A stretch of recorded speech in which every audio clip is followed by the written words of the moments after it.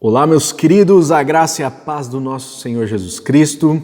Vamos dar sequência à nossa série devocional, hoje começando a carta de Paulo a Filemão. Uma carta pequenininha, com apenas um capítulo, mas é uma carta muito rica e nós vamos nos aprofundar nesse texto e ver o que esse texto tem de tão especial que fez parte, mereceu fazer parte do cânon bíblico. Nós vamos perceber isso nas entrelinhas aqui dessa carta de Paulo a Filemão. Vamos ler do versículo 1 ao versículo 7. Nós vamos dividir em duas partes, então. Hoje nós vamos ver essa primeira parte da apresentação da carta e depois nós vamos nos aprofundar no conteúdo, por assim dizer, dessa carta tão maravilhosa. Diz o versículo 1: Paulo, prisioneiro de Cristo Jesus, e o irmão Timóteo, a você, Filemão, nosso amado cooperador, a irmã Áfia e a Arquipo, nosso companheiro de lutas, e a igreja que se reúne com você em sua casa. A vocês graça e paz da parte de Deus, nosso Pai, e do nosso Senhor Jesus Cristo. Sempre dou graças a meu Deus, lembrando-me de você nas minhas orações, porque ouço falar da sua fé no Senhor Jesus e do seu amor por todos os santos. Oro para que a comunhão que procede da sua fé seja eficaz no pleno conhecimento de todo o bem que temos em Cristo. Seu amor me tem dado grande alegria e consolação, porque você, irmão, tem reanimado o coração dos santos.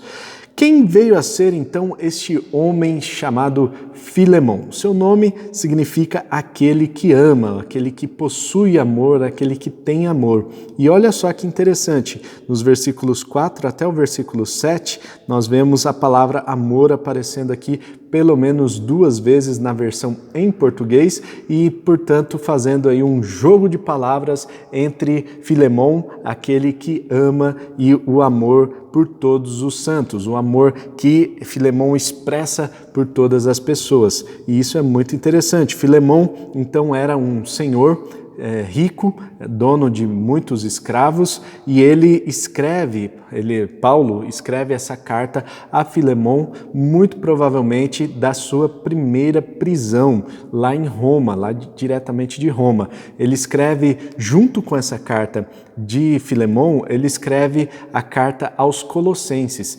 Então, Filemão morava na cidade de Colossos, muito provavelmente a igreja se reunia na casa de Filemão, nós temos essa informação aqui no versículo 2, então a igreja de Colossos se reunia na casa de Filemão, era um senhor que tinha muitas posses, era um senhor que possuía muitos escravos, no entanto, um de seus escravos fugiu. E este escravo foi se encontrar com Paulo lá em Roma. Muito provavelmente foi evangelizado por Paulo e olha só a Deus incidência, né? Não existe coincidência, né? Mas Deus incidência, olha só que interessante. Filemão foi evangelizado por Paulo ali na cidade de Colossos e agora Onésimo, seu escravo, foi evangelizado por Paulo lá em Roma. Tem contato com o evangelho em Roma, e aí quando conta a história dele para Paulo, muito provavelmente Paulo falou assim: o Filemão, conheço esse cara, e ele tem uma dívida comigo, uma dívida espiritual. A gente vai ver mais para frente essa questão. Então deixa ele comigo que eu vou escrever aqui uma carta e nós vamos resolver essa questão. Muito provavelmente Onésimo fugiu por ter roubado ou por ter feito alguma coisa que o seu senhor não gostou, e aí ele foge para a região de Roma, lá ele encontra o evangelho e tem esse impacto, essa transformação de vida. Agora, Paulo o recomenda Onésimo, não mais como um escravo, mas como um semelhante, como irmão em Cristo. E Cristo vem para mudar essa relação entre senhor e escravo. Agora não há mais senhor e escravo, não existe grego nem judeu, são todos iguais perante Deus. Então essa acepção de pessoas é proibida dentro do cristianismo, visto que todas as pessoas têm o direito de ser salvas. Então Aqui, Onésimo é indicado ou recomendado a Filemon para que ele voltasse à região, para que ele voltasse lá para Filemon e voltasse não mais como seu escravo apenas, mas como um irmão em Cristo. E aí nós temos Paulo dizendo que ele ora por Filemon. Olha só que interessante. Paulo evangelizou em tantos lugares, em muitas igrejas, ele fundou muitas igrejas, mas Paulo assume esse compromisso de orar pelas pessoas e pelos principais líderes da comunidade. Então Paulo tem alegria no seu coração em lembrar de Filemon, em orar por Filemon, e ele recebe notícias de Filemon, dizendo que ouço falar da sua fé no Senhor Jesus e do amor por todos os santos. Filemon, aquele que tem amor, é uma pessoa que esbanja amor. Então, Filemon é aquele homem amoroso, aquele homem que encontra as pessoas e manifesta o seu amor para com essas pessoas, com todos os santos, sem exceção. Paulo ouve falar dessa manifestação amorosa de Filemon com todas as pessoas e isso é uma característica marcante em Filemon. Afinal, esse é o nome dele, né? O nome dele tem um significado importantíssimo para os judeus, né? Mesmo depois os cristãos, eles colocavam os nomes dos seus filhos para que tenham um significado, para que identificasse aquela pessoa de acordo com uma característica dela. E aí, Filemon é aquele que tem amor e é aquele que esbanja amor, aquele que manifesta o amor de Deus para com todas as pessoas. Mas esse amor manifesto na vida de Filemon produz algumas coisas interessantes, né? Então, fé no Senhor Jesus. Filemon possui muita fé no Senhor Jesus. Essa fé não é apenas uma fé de crença, né? Uma fé, um conjunto de dogmas que estão na cabeça apenas, mas uma fé operante que vai na direção de todos os irmãos, manifestando esse amor, né? E também produz uma comunhão que procede da sua fé. Então, olha só, Paulo diz, ora, né? Oro para que a comunhão que procede da sua fé seja eficaz no pleno conhecimento. Então, Paulo ele está orando para que essa comunhão que a igreja tem ali, né? Para a comunhão que procede da fé, ou seja, a fé que Filemon possuía produzia a comunhão com os santos, né? E que produza em Filemon o conhecimento de todo o bem que temos em Cristo. Olha só que interessante.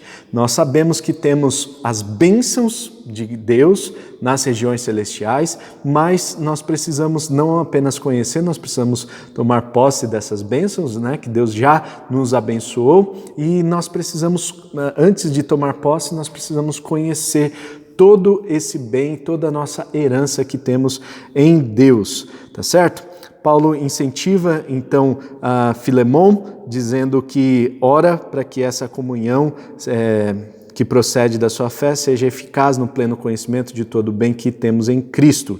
Seu amor me tem dado grande alegria e consolação. Então, este amor que é esbanjado na vida de Filemon produz em Paulo uma alegria e uma consolação, porque você, irmão, tem reanimado o coração dos santos. Muito provavelmente Filemon veio a ser um dos principais líderes dessa comunidade e Filemon era uma pessoa importante ali para a igreja, para o desenvolvimento do evangelho, para o crescimento do reino. Filemon era uma pessoa que era uma pessoa-chave ali na cidade de Colossos. E, portanto, Filemon tinha uma tarefa importante de reanimar os santos, de esbanjar esse amor, era a característica dele, era a sua identidade, e ele precisava apenas praticar aquilo que ele nasceu para fazer, aquilo que era a identidade dele.